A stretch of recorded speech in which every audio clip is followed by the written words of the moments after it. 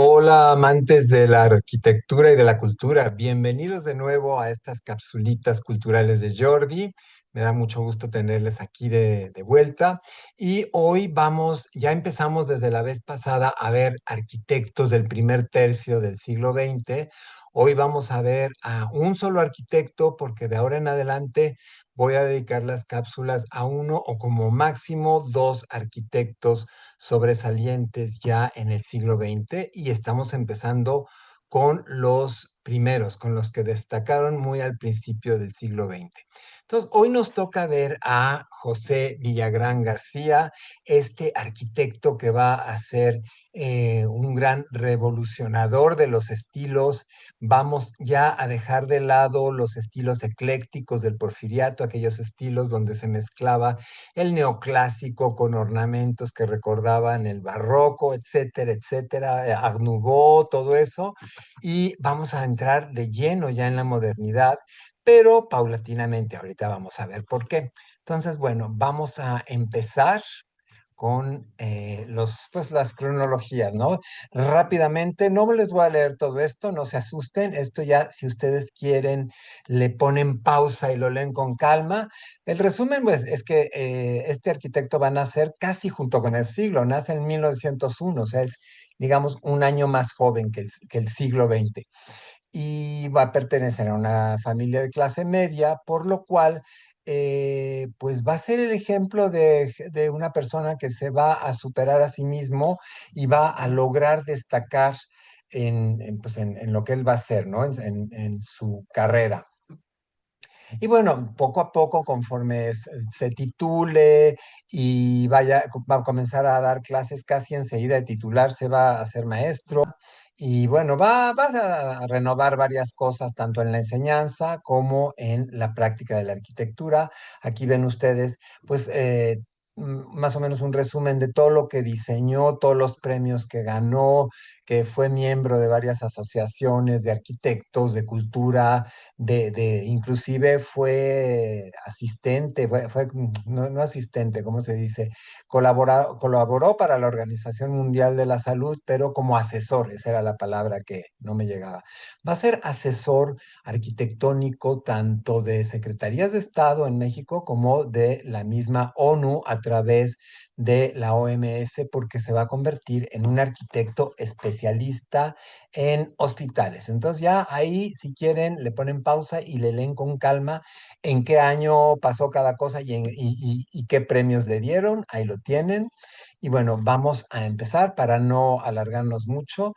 Como les decía, se va a especializar, sobre todo al principio, la misma vida lo va llevando a empezar en obras de hospitales y se va a ir haciendo un experto de hospitales y obviamente lo que va a ir aprendiendo lo va a ir proyectando en sus obras, en sus diseños. Entonces, bueno, aquí tenemos un primer ejemplo, lo vamos a ver dos diapositivas después, también el Sanatorio para Tuberculosos de Huipulco en 1929, o sea, recién se acababa de calmar, ya se estaba calmando ya el país, ya había muerto, hacía un año precisamente, había muerto el último caudillo de la revolución. ¿Se acuerdan de en la capsulita anterior que les dediqué una diapositiva a lo que fue la Revolución Mexicana, esta cadena de traiciones y asesinatos entre caudillos? Bueno, el último asesinado va a ser el presidente Álvaro Obregón.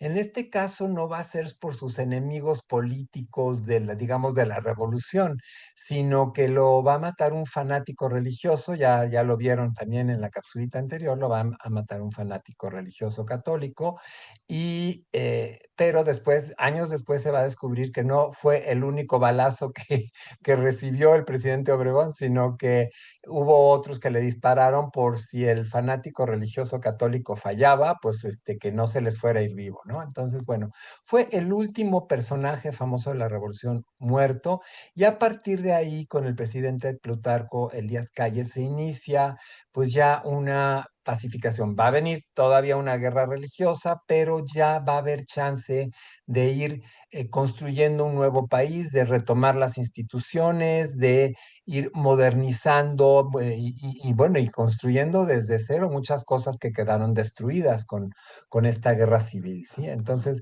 bueno, pues este hombre nació, les digo, con el siglo, y esta obra que ven en la foto la va a hacer justo un año después del último muerto, el último presidente o caudillo muerto de la mal llamada revolución. Tenemos otra de sus primeras obras, el Instituto de Higiene de Popotla. Esto todavía fue durante la presidencia de Álvaro Obregón, del general Álvaro Obregón. Se va a construir este Instituto de Higiene. ¿Para qué servía el Instituto de Higiene? Bueno, ya se había descubierto que cuanto más limpio esté un lugar, sobre todo donde hay enfermos, donde hay gente con heridas abiertas, etcétera, cuanto más limpio y aséptico esté el lugar, menos posibilidades hay de que contraiga nuevas infecciones y que en lugar de curarse se agrave.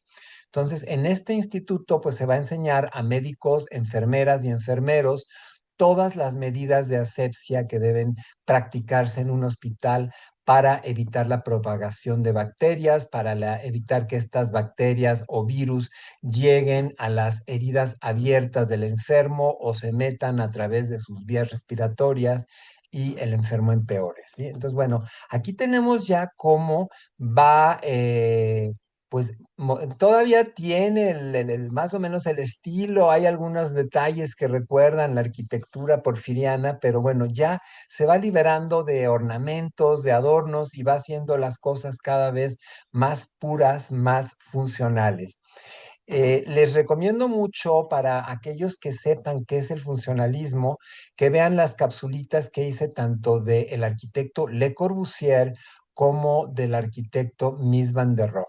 Se las voy a dejar al final, los enlaces, para que puedan ver esta explicación de lo que fue la corriente del funcionalismo. Que el funcionalismo más que nada tenía una especie de eslogan, una especie de refrán, que era: la forma sigue a la función. Es decir, nos vamos a liberar ya de cualquier adorno innecesario, y todo el diseño, toda la forma que va a tener nuestro edificio tiene que responder a lo que se va a hacer, para lo que va a servir ese edificio o ese pabellón o esa casa, o según de lo que se trate, ¿no? Pero todo lo que diseñemos va a tener que responder a para qué va a servir, cuál va a ser la función de ese espacio. Así dicho muy rápido, es lo que es la corriente funcionalista, pues que va a surgir desde la escuela de Chicago, estos arquitectos nuevos del cambio de siglo en Chicago. Luego pues la va a tomar muy en serio Frank Lloyd Wright, la van a seguir tomando arquitectos posteriores como Le Corbusier, como Mies van der Rohe y tantos otros que van a van a extender el funcionalismo por todo el mundo. Y además van a comenzar a hacer edificios como este que tengo acá atrás, que al rato se los voy a explicar, edificios que van a ser fachadas ya acristaladas y que va a convertirse en el estilo internacional, lo que se conocerá como estilo internacional en arquitectura, y también se va a conocer posteriormente como el Mid-Century Modern. Pero básicamente estas fachadas todas llenas de cristal que se conocen como muros cortina, bueno, eso va a ser un producto del funcionalismo, ¿sí?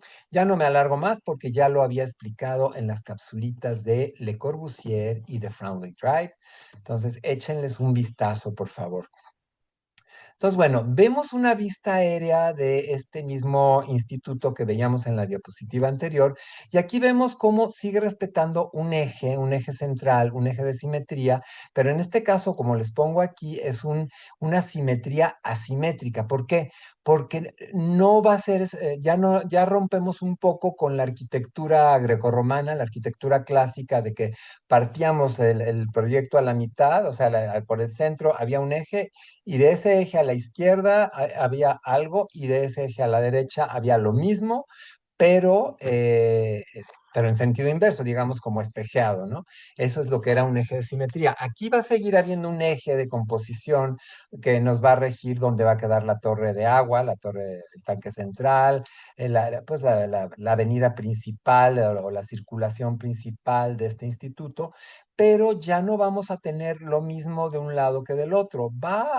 Sí, vas a ver más o menos, em, pues como que el mismo diseño, pero pues, si se fijan, ya las formas son diferentes, aunque si nosotros pudiéramos medir los metros cuadrados de esto y los metros cuadrados de esto, nos va a resultar lo mismo. Lo que pasa es que este es más flaco y alargado y este es más gordo y cortito. Entonces, se balancea, va a haber un balance, eso sí se va a buscar un balance estético, que las figuras de la derecha pesen lo mismo, pesen entre comillas, lo mismo que las de la izquierda, ¿no? Pesen visualmente. Ahí es donde se va a seguir conservando ese balance, pero ya no va a ser estrictamente simétrico, ¿sí? Bueno, pasamos al sanatorio para tuberculosos. Es el de la primera diapositiva que les enseñaba yo. Bueno, estas son otras vistas del mismo sanatorio. También va a dejar como eje central de composición el tanque de agua, el tanque elevado de agua para todo el hospital. Va a servir a su vez de un elemento monumental, un elemento escultórico, del cual van a partir todos los ejes. Aquí no les puse línea roja, pero aquí pues también tenemos un eje de simetría y aquí sí casi se está volviendo grecorromano porque casi hay lo mismo del lado izquierdo que del lado derecho. Aquí lo podemos ver. Déjenme aplicar el puntero para que se distinga mejor. Aquí vemos una línea y entonces lo que hay del lado derecho es casi lo mismo que hay del lado izquierdo. Lo único que varía son estos dos elementos, que este es un poco mayor que este quizás sea más alto que el otro, para que visualmente pues vayan a pesar lo mismo, como les decía en el ejemplo anterior, pero ya como verán ustedes, está llegando la influencia, inclusive la influencia que va a generar la Bauhaus. No dejen de ver mi capsulita de la Bauhaus, que también viendo esa capsulita van a entender muchas cosas del arquitecto Villagrán y los arquitectos que le van a seguir a principios del siglo XX en la arquitectura mexicana, ¿sí? Entonces tenemos grandes ventanales, o sea, terminamos con esas ventanitas pequeñas que había, porque además ya la producción de vidrio, cada vez se van a poder fabricar vidrios más grandes y como se va a producir más en serie, en masa, pues el precio va a bajar. Entonces va a ser más accesible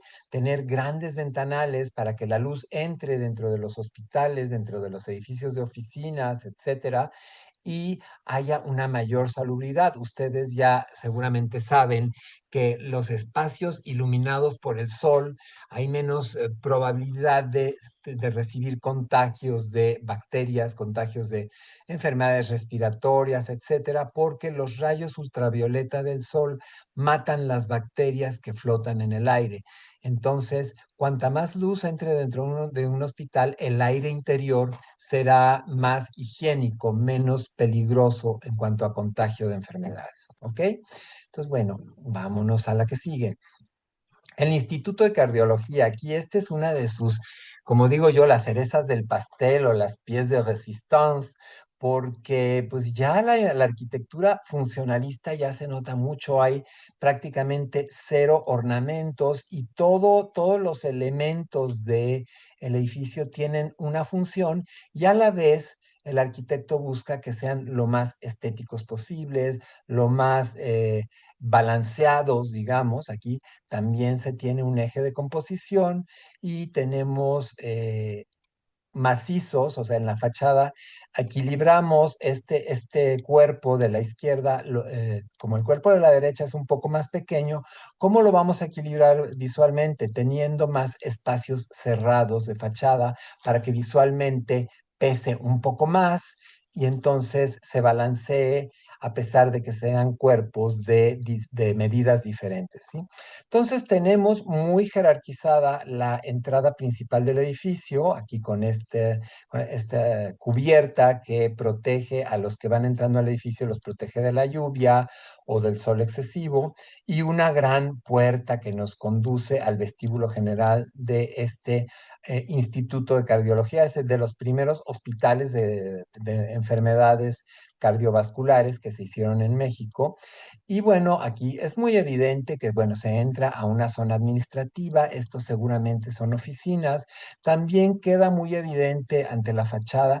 ¿Se acuerdan que en la Bauhaus, cuando vimos las fachadas funcionalistas, les dije que los edificios se pueden leer desde afuera? O sea, una fachada funcionalista es muy fácil saber qué pasa dentro del edificio con verlo desde afuera. Entonces, bueno, aquí es muy claro que aquí hay un cubo de escaleras. ¿Por qué? Porque el ventanal es corrido desde el suelo hasta el último nivel, lo cual nos indica que ahí hay un cubo de escaleras y que, bueno, si nos acercamos hoy en día al edificio, pues seguramente veremos a las personas circulando por la escalera, porque estos eran membranas transparentes que nos permitía ver un poco lo que pasaba en el interior de los edificios, ¿no? Esto van a seguir, esto ya es el área de urgencias, el lado izquierdo es el área de urgencias. Tenemos una rampa para la ambulancia donde puede llegar la ambulancia y directamente entregar al paciente cerca de los quirófanos para que este paciente pueda ser atendido. Y el área de cuartos va a estar en este edificio de atrás. Las habitaciones de los pacientes dan al sur para que tengan una temperatura un poco mejor, o sea, que no tengan habitaciones frías, sino que las habitaciones estén calientitas. Este es otro ángulo del hospital, el otro extremo de la rampa. Bueno, ¿qué otra cosa les iba yo a comentar? Vamos a seguir con, esta es otra vista, esta es la vista de la espalda, digamos, esta es la fachada que veíamos hace rato y este es la nave de habitaciones donde se procuró orientarla al sur, aquí lo estamos viendo, para que todas las habitaciones estén calientitas, no sean frías en invierno y todo va a estar con rampas. Bueno, obviamente estos edificios ya por la época en que se hicieron, todos van a tener ascensores, van a tener elevadores, así que pues los pacientes van a poder circular por elevadores, pero si los pacientes quieren salir al jardín, bajan por estas rampas. ¿Por qué no bajan por la planta directamente que tiene contacto con el jardín? Porque normalmente la parte baja del edificio se dejaba para los servicios, para almacenes, cocinas, almacenes de diferentes tipos de cosas, de material quirúrgico, etcétera, ¿no? Entonces, en realidad, la planta baja para el público, para los pacientes y el público, viene siendo esta. Entonces, si el paciente quiere que lo lleven al jardín, pues lo bajan por estas rampas para que no se fatiguen. O sea, acuérdense que son enfermos cardíacos y entonces puede bajar con toda comodidad. Bueno, ya me estoy alargando mucho, ya les di más o menos los detalles. Aquí tenemos un alzado isométrico donde vemos inclusive el interior de los pasillos, las habitaciones, tiene un pequeño auditorio en este costado, por eso estas paredes por fuera pues son casi ciegas, porque para dejar espacio al auditorio, ¿sí? Entonces, bueno, como les digo, desde el exterior es muy fácil leer qué pasa en los edificios funcionalistas, dónde queda cada cosa.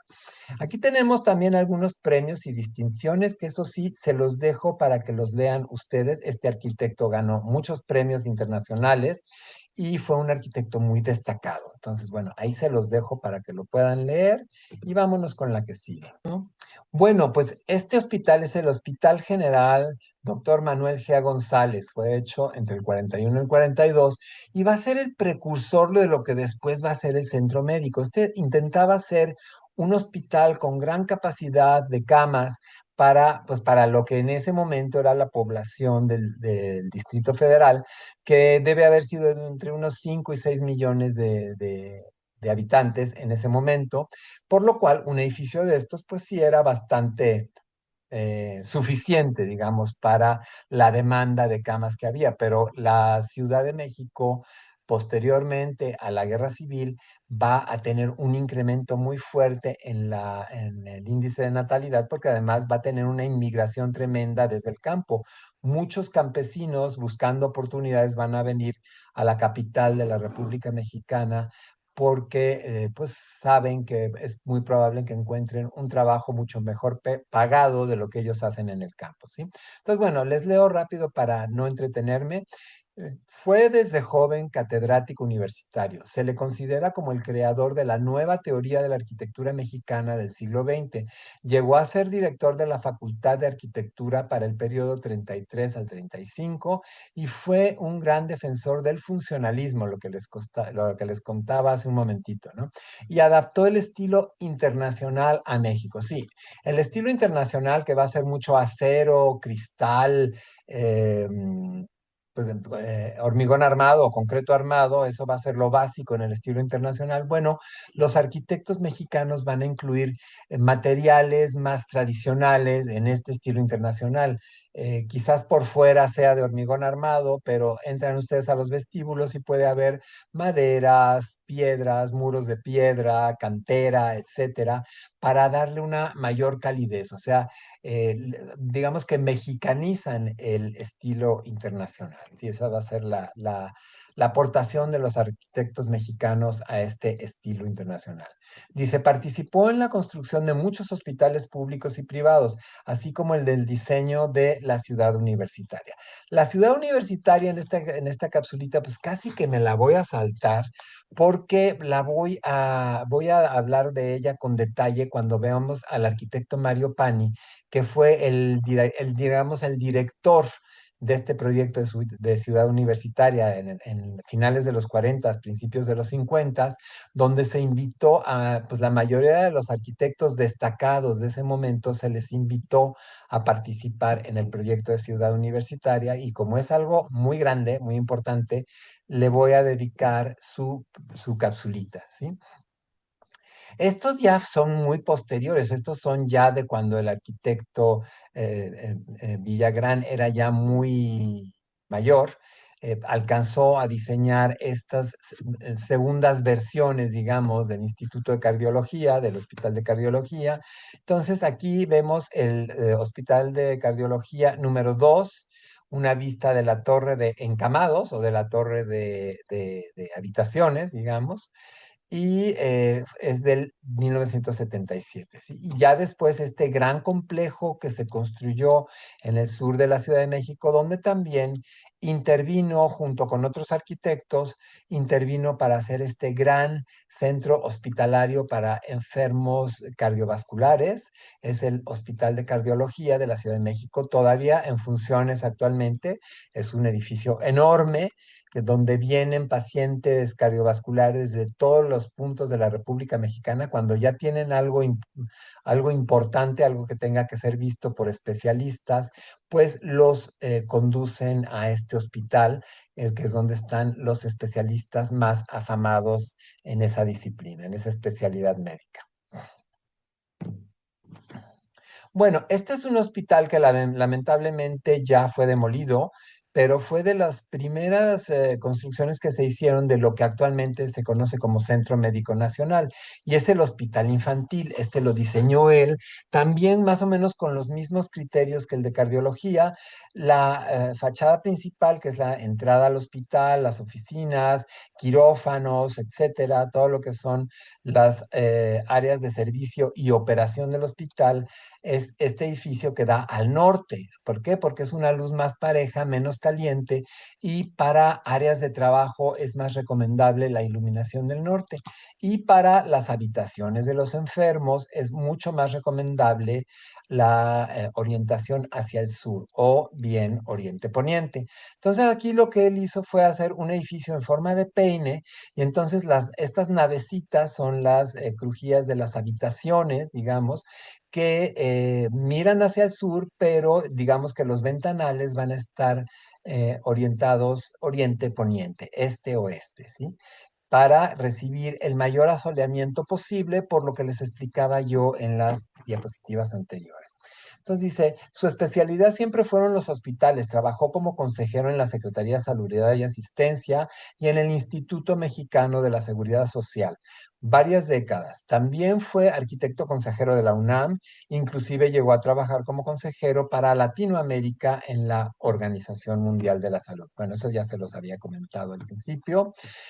Otra de sus obras, también, él se va a diversificar después. Una vez que se especializa y se vuelve asesor de hospitales, etcétera, pues como cualquier arquitecto, pues también tiene la inquietud de hacer otro tipo de giros de edificaciones, no, de usos de edificaciones, no solamente hospitales. Entonces, bueno, también va a colaborar haciendo mercados públicos, que es este que tenemos aquí, el Mercado San Lucas, y luego este edificio también va a ser de salud, que es el casa, bueno, de salud relativo, es una especie de guardería, es una especie de guardería diagonal orfanatorio también, que es la Casa Hogar Infantil número 9. Él va a trabajar para el gobierno mexicano planeando tanto hospitales como escuelas. Se va a meter mucho también en la construcción de escuelas, ahorita lo vamos a ver.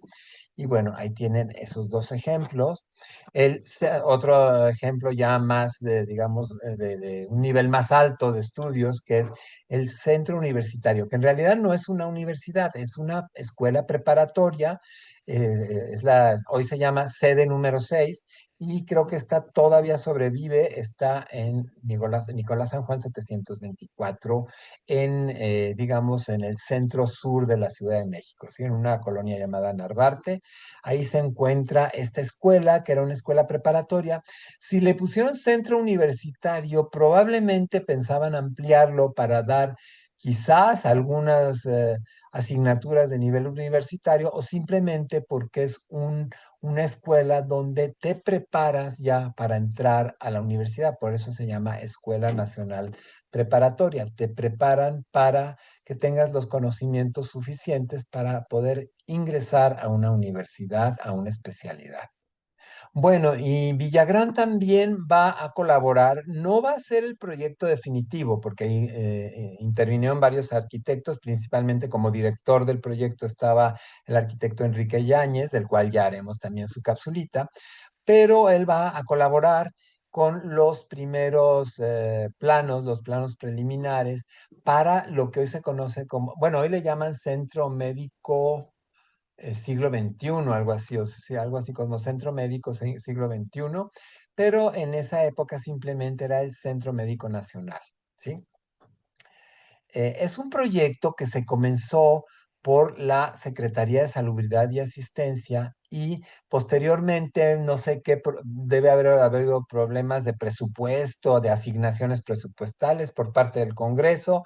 El caso es que la Secretaría no pudo continuar con este proyecto y se lo pasó al Instituto Mexicano del Seguro Social. Entonces, el Instituto Mexicano del Seguro Social es el que va a terminar la obra y, pues, por supuesto, en este edificio cilíndrico que ven, que les estoy señalando aquí abajo a la izquierda, pues, como ellos van a terminar la obra, van a poner aquí un gran escudo del Seguro Social, como diciendo, nosotros somos los que terminamos todo este conjunto, ¿no? Fue una especie de competencia entre secretarías, institutos, etcétera. Entonces, bueno, este es el Hospital de Ginecología y Obstetricia, que va a ser, les digo, diseñado en parte por José Villagrán, pero el director del proyecto va a ser Enrique Yáñez. Y aquí lo que les decía, mira, aquí quedó el auditorio principal, el edificio de congresos del centro médico, y pues van a plantar su escudote porque el Seguro Social es el que terminó la obra con los recursos que le asignaron. Actualmente, pues es un conjunto enorme. Como pueden ver ustedes en esta foto aérea de la construcción, aquí todavía alcanzamos a ver el hospital infantil que posteriormente fue demolido. Es una pena que hayan demolido ese edificio porque era un edificio también muy armónico y muy representativo del estilo funcionalista, de la arquitectura funcionalista, pero seguramente les quedó pequeño y hubieron de demolerlo para hacer un conjunto que pudiera ofrecer más camas, ¿no? Más capacidad de recepción de enfermos. Pero bueno, aquí se ve la mayoría de los edificios que aquí los arquitectos decidieron hacer un trazo a 45 grados con respecto al eje norte-sur. Esta avenida que les estoy señalando es la Avenida Cuauhtémoc, que va exactamente de norte a sur, y decidieron pues acomodar los edificios en una trama, en una retícula 45 grados con el eje norte-sur, ¿sí? Bueno, otro edificio que también ya va a ser muy avanzado para el momento en que se hizo en el 48, pero bueno, va a ser y sobre todo para estar en el centro que predominaba la arquitectura virreinal y la arquitectura porfiriana. Bueno, recién hicieron esto, hubo gente que se rasgaba las vestiduras de que cómo era posible que hicieran un edificio así en el centro histórico de la Ciudad de México, pero bueno, pues le tocó en suerte hacer este estacionamiento con un diseño totalmente en estilo internacional, ya con la influencia de estos arquitectos que les decía, de Le Corbusier, de la Bauhaus, de Mies van der Rohe, de toda esta gente que fue formando este nuevo estilo y estas nuevas tendencias del diseño arquitectónico.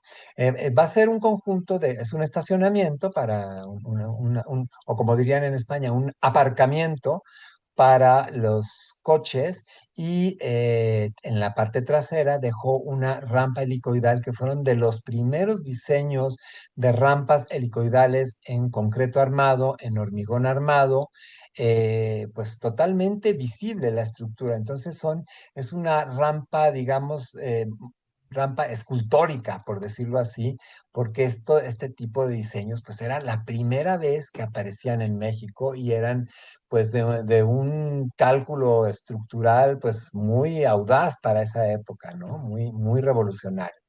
Y bueno, llegamos al momento de la pausa publicitaria, pidiéndoles como siempre que si aún no lo hacen, se suscriban y que le den clic en ambos, que le den clic en suscribirse, que le den clic en la manita hacia arriba para que el algoritmo pueda recomendar este video a gente que le interese el tema, cada vez que llegue a más gente, que esa es mi intención, que gente que le pueda hacer útil estas charlas, pues que las puedan ver, ¿no? Pues sobre todo jóvenes que estén decidiéndose si estudian o no estudian arquitectura. Bueno, para ese tipo de jóvenes están pensados estos videos y en general para la gente que les gusta el arte, la arquitectura y la cultura.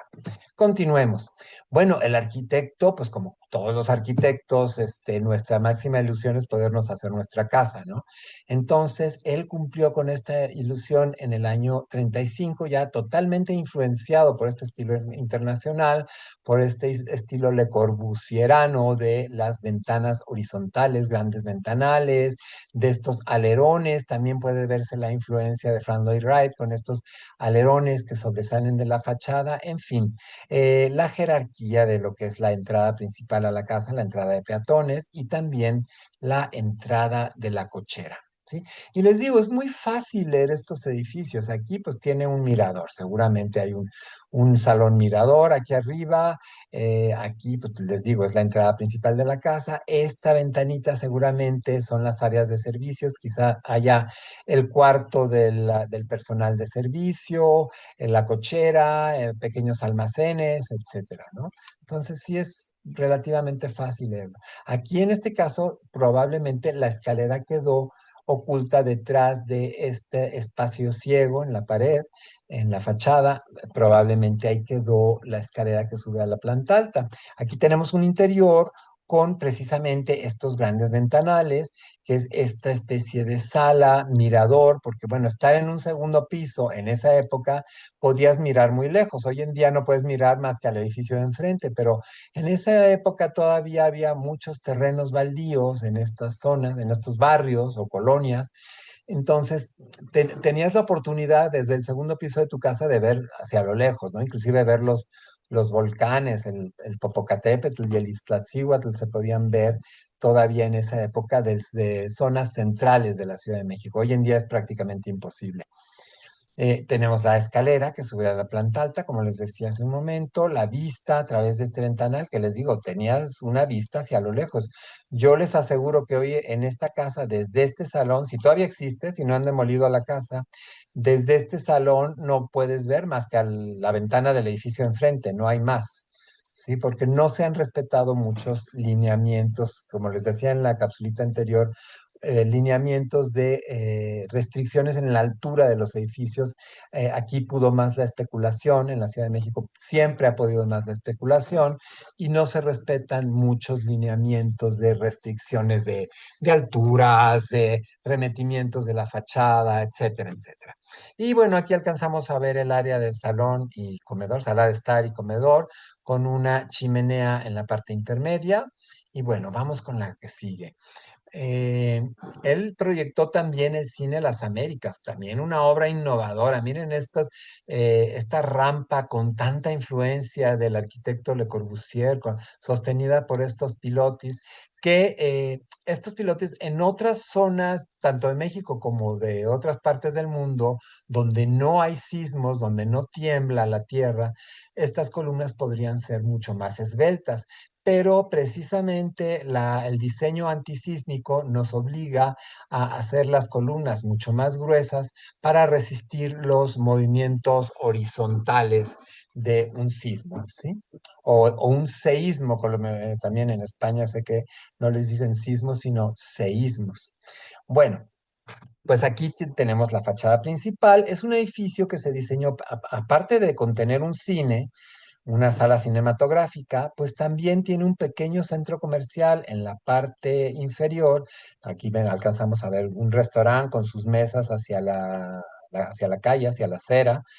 Y bueno, lo que es la entrada principal al cine y al edificio de oficinas, porque los dos pisos siguientes son oficinas y la parte de hasta arriba es el estacionamiento o aparcamiento. Por eso tenemos esta rampa, porque esta rampa conduce a los coches hasta el último nivel del edificio donde se pueden estacionar o aparcar y está disimulado pues por este faldón, este remate de la fachada, está tapando los coches que están estacionados detrás del cine, del letrero del Cine de las Américas. Aquí tenemos una vista aérea, se ve mucho más claro lo que les digo. Aquí sube la rampa, sube hasta la parte alta, que además tenía la gran innovación de que tu coche iba a quedar estacionado bajo techo, o sea, no le iba a llover, no se iba a solear. Todos los coches de los clientes iban a estar protegidos de la intemperie. Sí, era una gran innovación y un gran avance en los conceptos de diseño de edificios para el público. Esta es la avenida para los que conocen la Ciudad de México. Esta es la Avenida de los Insurgentes Sur, que es una avenida que tiene, no sé si son 20 kilómetros o cuántos kilómetros tiene de longitud. Esta avenida atraviesa la Ciudad de México de norte a sur y la fachada principal del edificio va a dar pues a esta avenida principal, que es la Avenida de los Insurgentes. Otras obras civiles que él hizo, para que vean que no nada más hizo hospitales, le van a encargar el Hotel Alameda, que el Hotel Alameda va a ser un proyecto donde compran todos los terrenos que rodeaban esta pequeña iglesia, este pequeño templo de Corpus Christi. Va a tener un terreno que lo rodea, digamos, en forma de U, como de herradura, y eran varios terrenos sueltos, pero bueno, estos inversionistas se ve que lograron comprar todos los terrenos que rodeaban esta iglesia, decidieron respetar la iglesia, afortunadamente, pero no sé si haya sido cosa del Instituto de Antropología o simplemente conciencia cívica de los inversionistas de decir, bueno, aquí hay un monumento colonial, lo vamos a respetar, ¿no? No sé si hasta dónde fue una o hasta dónde fue otra, pero el caso es que sí lo respetaron, hicieron una plaza alrededor del templo y esta plaza pues va a tener el edificio del hotel en forma de U, que va a ser hotel, oficinas y también lo que se usaba mucho en la arquitectura internacional, tener comercios en la planta baja y ya sea oficinas o habitaciones de hotel en la planta alta, ¿sí? Entonces aquí tenemos dos fotos más o menos antiguas de este hotel. Este león es del hemiciclo Juárez, del monumento al presidente Juárez que había hecho don Porfirio. Bueno, este está justo enfrente del templo de Corpus Christi y ahorita les voy a enseñar una casa muy hermosa que tuvieron que demoler, que se encontraba aquí, ahora se las enseño. Y este es otro ejemplo de una casa en Jardines del Pedregal, en una zona de piedra volcánica donde hubo un volcán llamado Xitle que hizo erupción.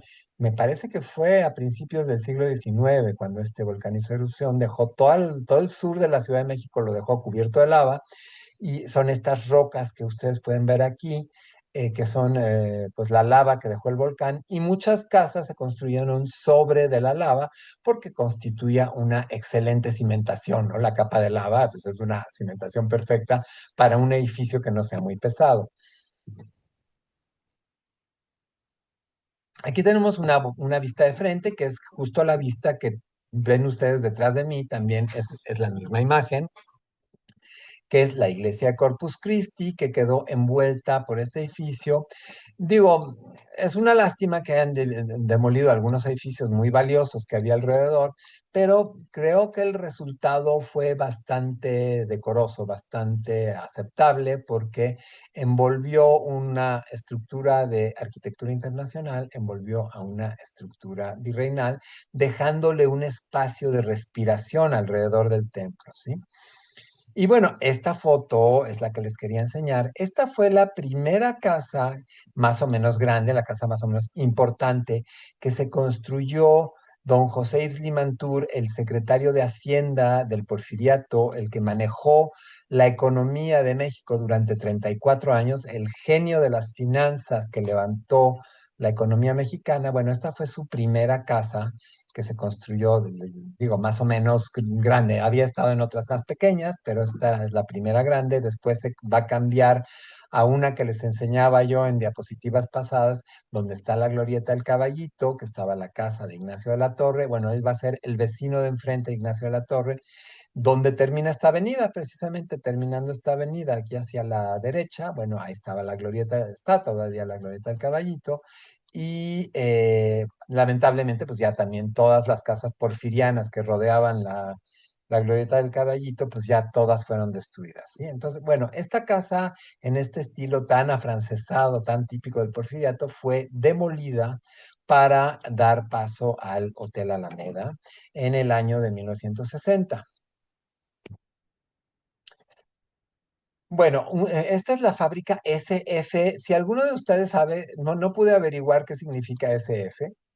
Entonces, si alguno de ustedes que me está viendo sabe qué fue la fábrica SF, por favor, pónganmelo acá abajo en los comentarios, porque estuve como ratón de biblioteca buscando en varios libros, documentos, internet, etcétera, y nunca me pude enterar qué es la fábrica SF. Fue hecha en colaboración con el arquitecto Ricardo Legorreta, que se va a sonar mucho a mediados del siglo XX. Ya vamos a ver también la capsulita de Ricardo Legorreta en las próximas semanas, ¿sí? Por lo pronto, en el 61 hicieron esta fábrica. Vean ustedes ya cómo evolucionó de aquel hospital de tuberculosis que les enseñaba en las primeras diapositivas, del hospital de higiene de Huipulco, bueno, el Instituto de Higiene de Huipulco. Vean ya cómo se va catapultando con esta influencia tan clara de la Bauhaus y de estas estructuras que recuerdan la azotea del edificio de Marsella, de Le Corbusier. Bueno, ya la arquitectura mexicana está adoptando todos esos estilos. Y bueno, aquí vemos también otro edificio muy conocido en la Ciudad de México porque se encuentra en la Glorieta, donde está el Monumento a la Independencia en Paseo de la Reforma. Obviamente también se destruyeron algunas mansiones, algunos pequeños palacetes porfirianos para hacer este edificio, pero es lo que se conocía como edificio Bolivia o edificio de Ford, porque esta nave, digamos, estaban las oficinas centrales de Ford para la República Mexicana, de la empresa constructora de automóviles, Ford, y este edificio se lo encargó pues un industrial mexicano cuya hija se llamaba María Isabel. No tengo ahora el dato, se me borró.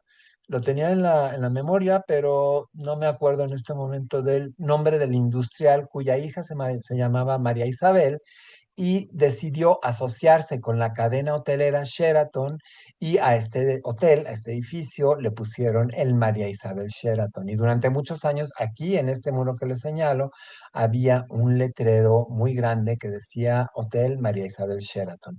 No sé si lo siga manejando la misma cadena hotelera, no sé si realmente en qué evolucionó el uso actual de este edificio, pero sí, en ese momento era el María Isabel Sheraton.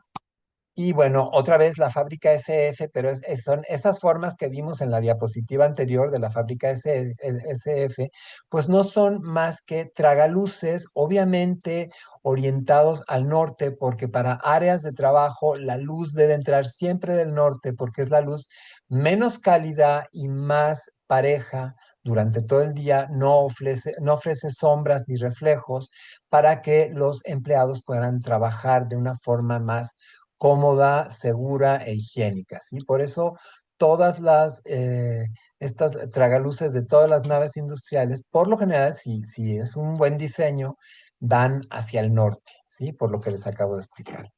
Ok, también fue en combinación con el arquitecto Ricardo Legorreta. El conjunto este del María Isabel Sheraton fueron José Villagrán, Juan Sordo Madaleno y Ricardo Legorreta. Todos van a tener sus cápsulas aquí en las capsulitas culturales de Jordi. Bueno, pues ya estamos a mucho más de la mitad de la capsulita, ya estamos acercándonos al final. Este es el edificio sede del CAPSE. ¿Qué era el CAPSE? El gobierno mexicano asignó desde los años más o menos, no sé si 30 o 40, creó esta institución que iba a administrar los fondos para poder costear, o sea, desde diseñar, buscar los terrenos, etcétera, hacer todo lo necesario para ir creando escuelas. Era parte del programa de alfabetización del gobierno mexicano que tenían una meta de, no sé si eran 10 o 15 años, reducir el nivel de alfabetización a menos del 50% de cómo lo tomaron, ¿sí?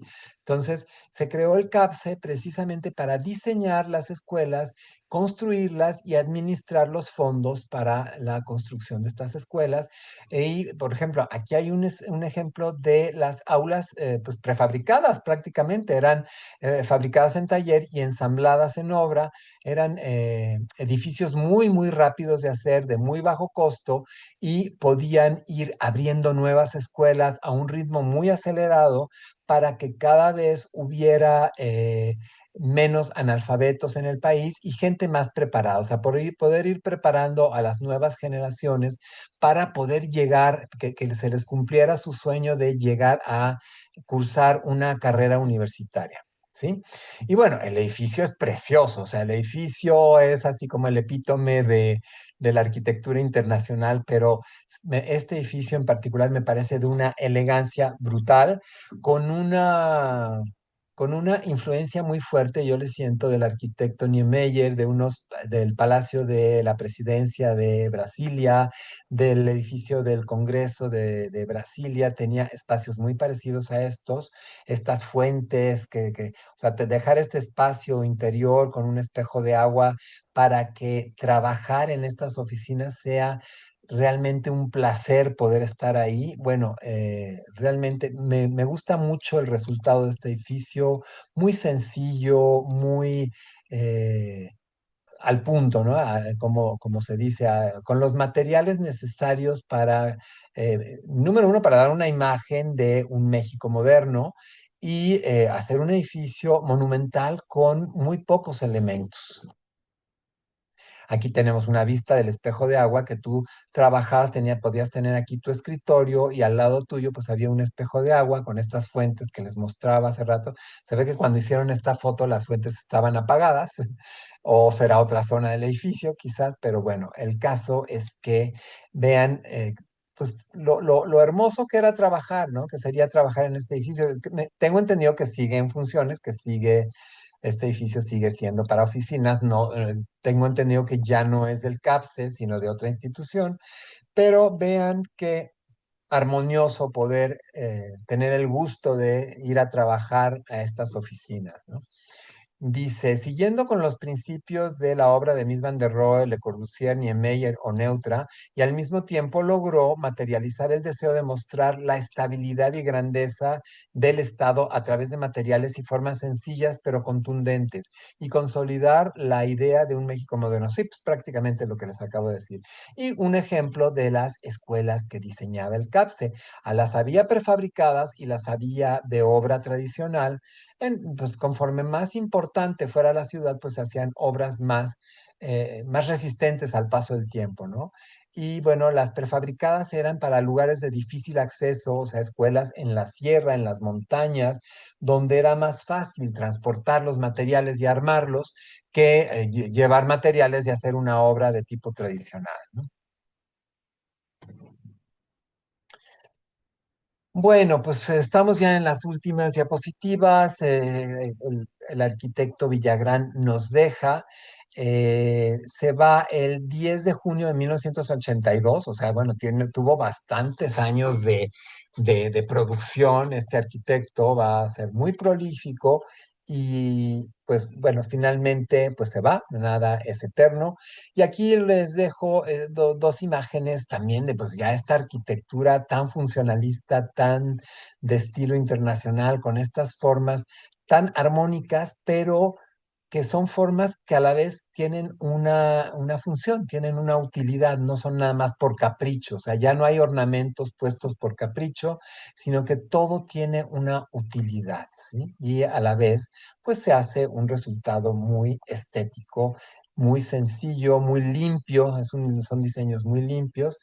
Y bueno, aquí tienen estos dos resultados de la Preparatoria Nacional, Plantel 9 y la fábrica ASEA, que tampoco tengo la menor idea de qué fabricaban en la fábrica ASEA. Por el título pueden ser o productos de limpieza o electrodomésticos. Si alguno de ustedes sabe a qué se dedicaba la fábrica ASEA, déjeme saberlo en los comentarios, por favor.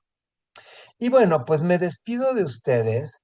Les agradezco mucho por su tiempo y su paciencia. Espero que hayan disfrutado como yo esta capsulita sobre el arquitecto Villagrán.